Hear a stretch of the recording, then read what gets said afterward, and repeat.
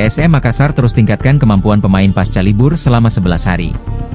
Pasalnya, PSM Makassar akan menghadapi semifinal ASEAN Club Championship (ACC) 2024-2025. PSM Makassar menjamu Chong'an Hanoi Chan FC di Stadion B.J. Habibie, Parepare, Rabu, 2 Mei 2025. Sepekan jelang pertandingan tersebut, berbagai menu latihan diberikan kepada penggawa pasukan Ramang.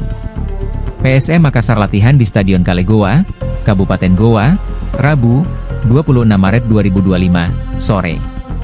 Latihan Akbar Tanjung CS dipimpin oleh asisten pelatih, Ahmad Amiruddin. Pelatih asal Bone ini memulai latihan pukul 16.30 WITA. Ia terlebih dahulu mengumpulkan para pemain untuk memberikan arahan. Setelah itu para pemain jalani pemanasan dengan fokus penguatan otot. Berbagai gerakan harus dilakukan. Lalu pemain yang berjumlah 25 dibagi menjadi 4 tim. Mereka latihan 1 lawan 1.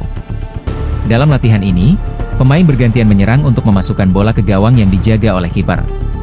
Latihan tersebut mengasah duel, akurasi, penguasaan bola dan pengambilan keputusan pemain. Selain itu, bermain 1 lawan 1 juga dapat meningkatkan keterampilan pemain untuk melewati hadangan lawan serta mempertahankan bola agar tidak direbut lawan.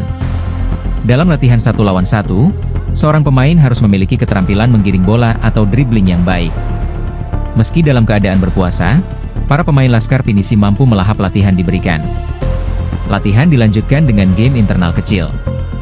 Skuad PSM Makassar dibagi menjadi 4 tim. Ada 7 lawan 7, ada 6 versus 6. Para pemain menunjukkan intensitas permainan tinggi. Mereka saling jegal dengan pressing agar gawangnya tak kebobolan. Dengan latihan ini, pemain diasah untuk keluar dari tekanan, asah akurasi umpan, pengambilan keputusan dan penyelesaian akhir.